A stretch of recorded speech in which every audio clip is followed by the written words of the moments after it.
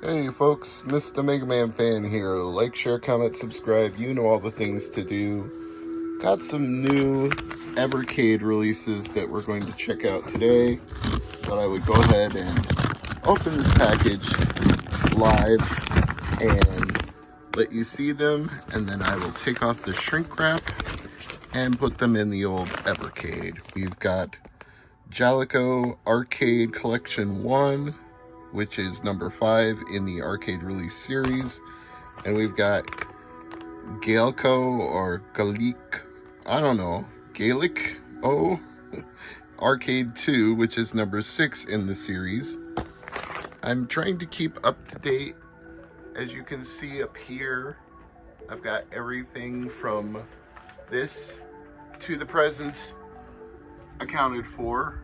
I've got 1 through 14 there, 15 through 26, and 1 through 4 in the arcade series.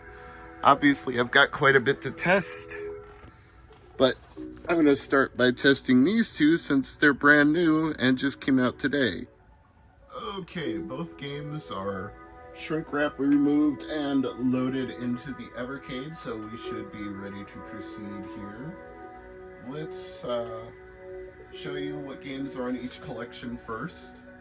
On the Jaleco Arcade Collection 1, we have 64th Street, Avenging Spirit, which has been the talk of the town lately, Psy Battler, Earth Defense Force, P-47, I believe I played that one on TurboGrafx for a previous PC Engine Files, the rather unfortunately named Rodland, Saint Dragon, and the Astyanax.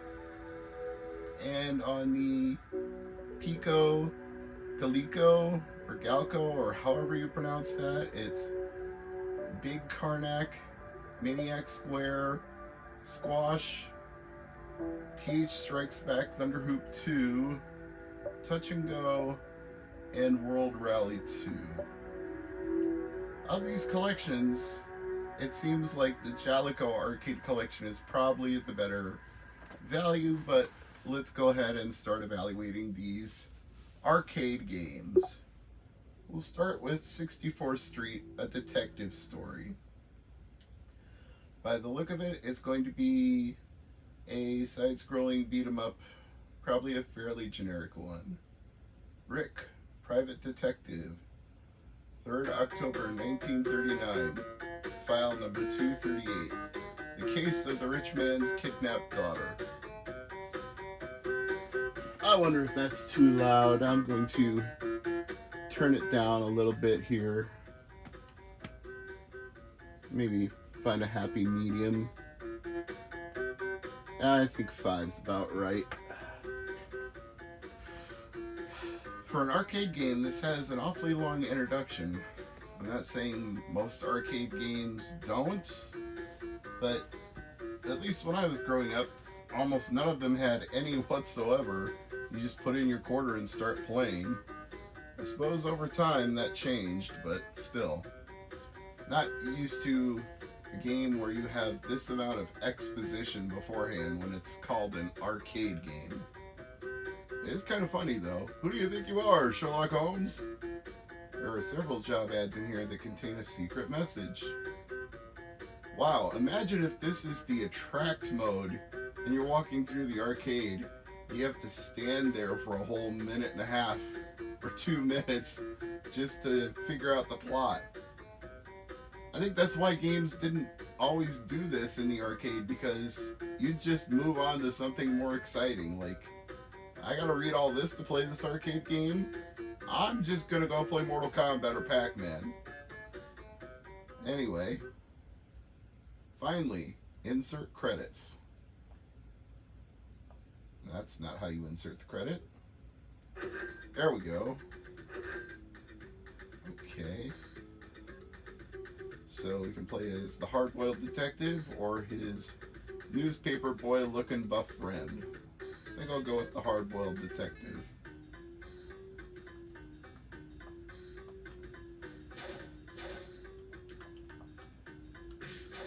So I can kick and punch. It's all in the mind.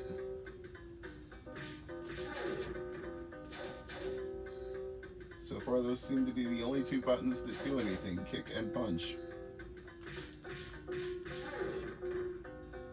I assume the boxes are either, yep, they're breakable, and I just got a wrench,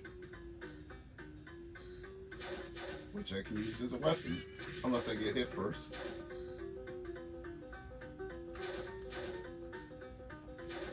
Come on. Come on, tough guy. Oh, I did a throw. So I guess you can do grappling moves. Well, one guy was carrying a bat. I wonder if he dropped it off screen. Or at least I think he had a bat. Well, I just lost the wrench, and there's definitely no bat here. Although there's a couple of stacks of tires. One had some health in it. Yeah, this is pretty run-of-the-mill for beat-em-ups. It's not terrible. You do combos the faster you do the button presses. You get close enough, you can grapple somebody and throw them. Oh, there was a weapon hidden in there. This one has a little better range than the wrench did. I wonder if the car is breakable. Nope, doesn't appear to be.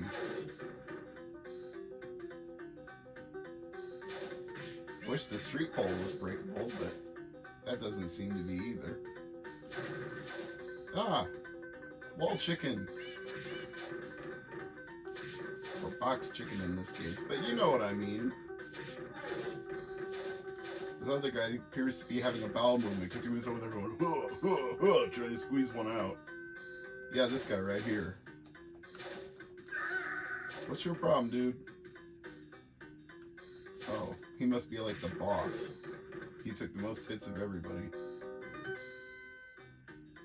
Okay, well, that's Detective Story. Why don't we just save that and move on? I think I'm ready to try something else. Avenging Spirit. This came out on home consoles as well, Game Boy in particular. There's a re-release that was sold through Castlemania that I have pre-ordered. Who knows when that will actually ship out, the way pre-orders on retro games go these days, but I have one because it's a lot cheaper than buying the actual Game Boy game that came out back in the 90s. I mean, that thing goes for a crap ton of money, and the reissue goes for like a third or less. And it also comes with some extra swag, so whenever it does come out, it'll be worth it. But let's take a look at the arcade game that it's based on. Insert coin. Push start. Oh, more exposition. I called you here. Those men were members of an evil secret society. They kidnapped my daughter and held her for ransom in order to get information on my research on ghost energy. Your energy is limited. But please help me. Save my daughter! To possess an enemy, position yourself on top of them and push the A button.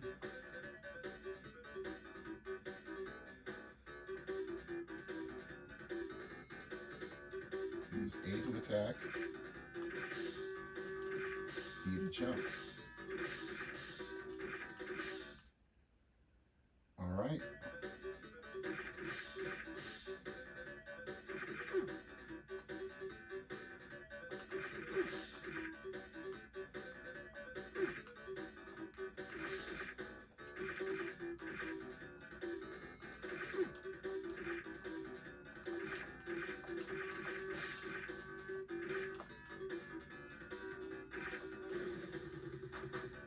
That was a power-up of some kind, I guess. Where'd the elevator go? Oh, there it is.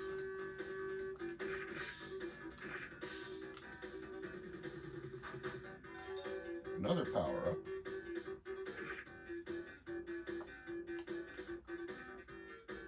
That is a rather inconvenient elevator, if you ask me.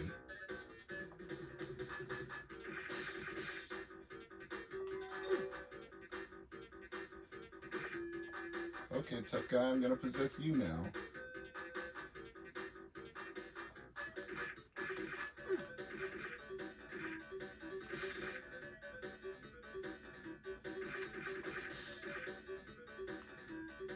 This is pretty fun.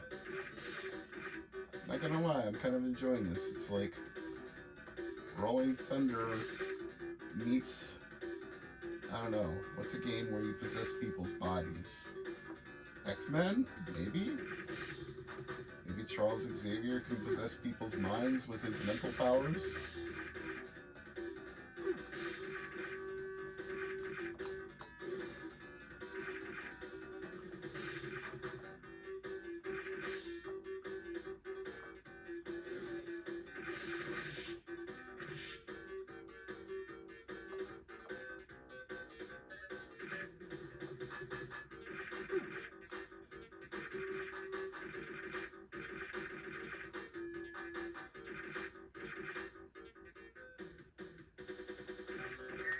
Oh, a boss fight.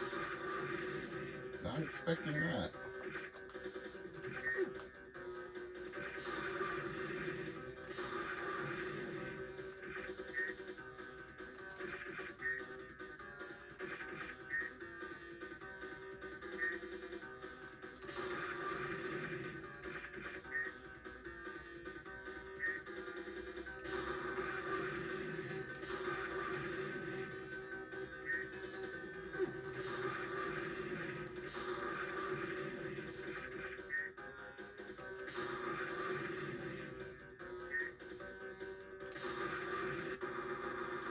Hey, I won!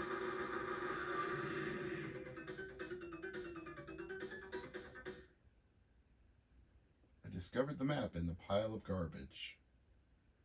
It looks like the room where she is held requires 3 keys to unlock. Okay, well, so far I'd call this a winner just for Avenging Spirit.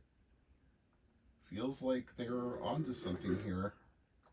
So, Jaleco collection, you're doing quite well. A fairly average beat 'em up, but I would call that an above average arcade game, and one that I actually never remember seeing in the arcade. Not that I can recall seeing any of these in the arcade, although I know some of them from SNES or PC Engine ports. Pardon me, forts. Why did I say forts? I don't know. Because I'm looking at Earth Defense Force, which is one I played on Super Nintendo. P-47, Saint Dragon, I know I played a port of that at some point on something. Astyanax, there's a version of that that's very definitely on NES, although it's probably nothing like the arcade game. Alright, let's do Psy Battler. A vertically scrolling shoot 'em up. Certainly does appear to be just that. And we're getting the specs for our shooter here. As if any of those actually matter to the code of the game. They're not real stats. It's not like each enemy in the game is defined by a series of stats. That's just plot exposition they're giving us. Side 1 or side 2? I guess I'll go with side 1. Stand by, okay?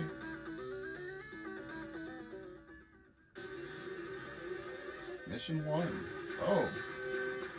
We're part of a whole fleet here.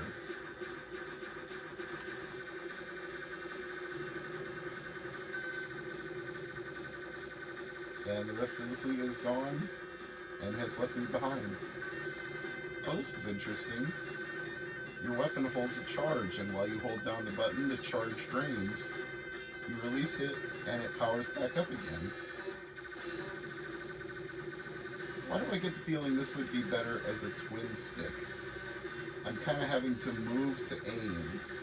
If I didn't have to do that, I feel like it would be a lot easier to control if I could shoot with one button and move with the other. Or, I mean, shoot with one stick, move with the other. You know what I'm trying to say. It would be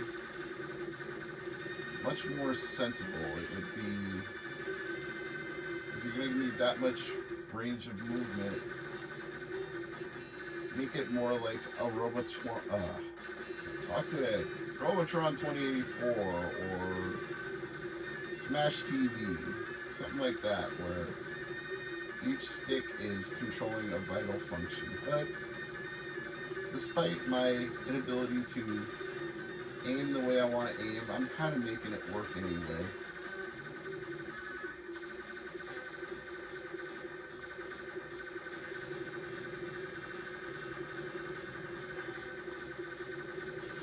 It'd be nice if we could just lock a direction, that way you could move without the direction you're shooting moving as well. Is there a way to lock the direction? I haven't found it. Wait, maybe I just did. Okay. It appears it'll stay locked as long as you're moving. It only unlocks if you let it go. Which of course I was letting it go because I didn't want to drain the charge. But my charge is already at 0, so at this moment it doesn't actually matter. And I'm almost out of health anyway, so yeah, did not survive that battle. But you know what? We got ourselves an interesting little shooter here with some gimmicks that I'm going to have to work my way through over time. But I feel like there's some potential to Side Battler. This one intrigues me. Jaleco, you are winning here. Now, Earth Defense Force is definitely going to be a shooter because, as I've already alluded to, I've played this before on Super Nintendo. So this will obviously be a much, much nicer version compared to Super Nintendo. Or one should hope. Copyright 1991. Insert coin. I did that. I hit start. Okay, good luck. Thank you. Vulcan, laser, atomic, homing. Seems like a good choice. Let's go with homing.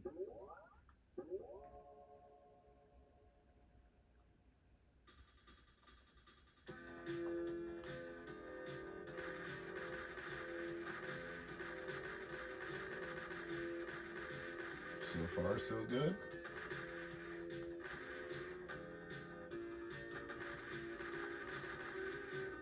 Good music.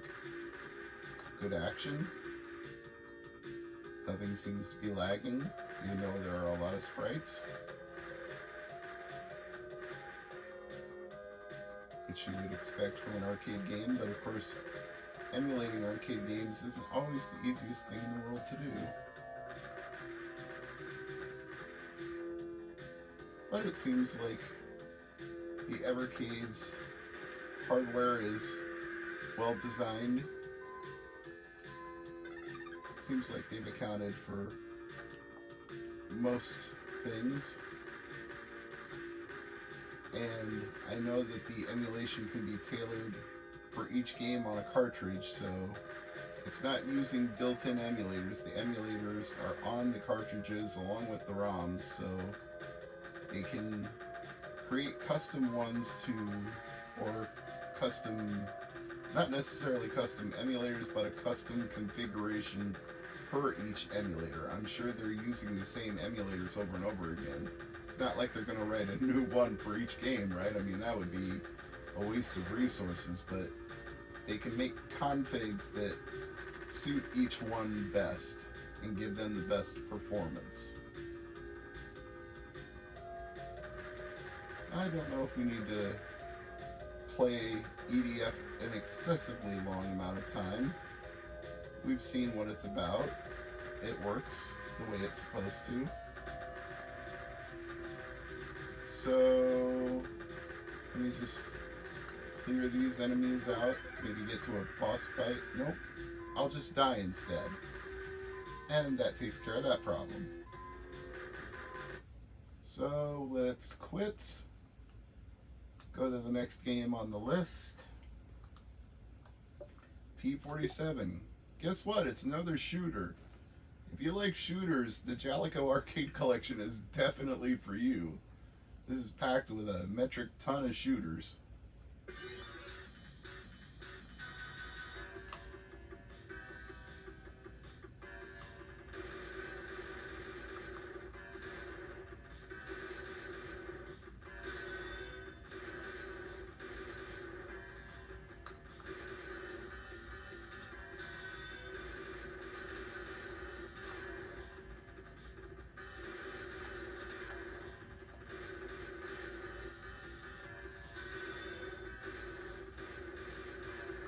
Certainly picking up power-ups, but I still got the same pea shooter I started with, so...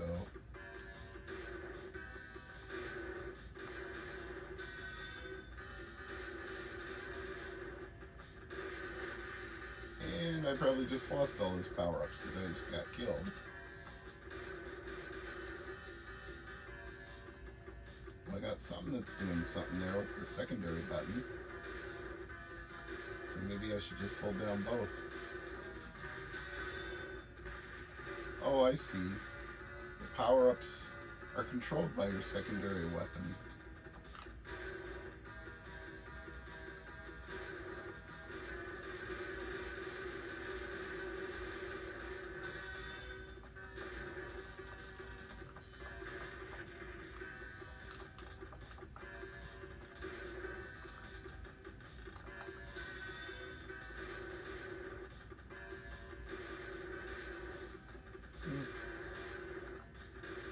I know I should be saying more, but I don't know that there's a lot to say about this. It's kind of self-explanatory.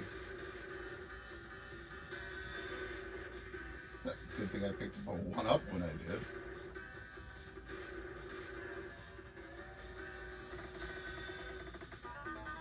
Well, sounds like I'm in for a boss fight here.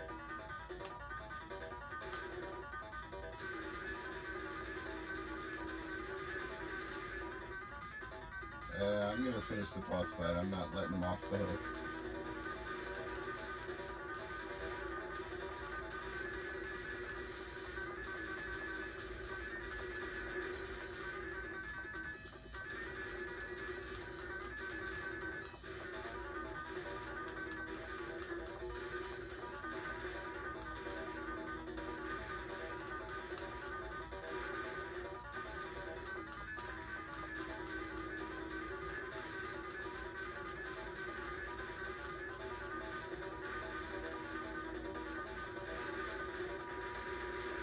Completed!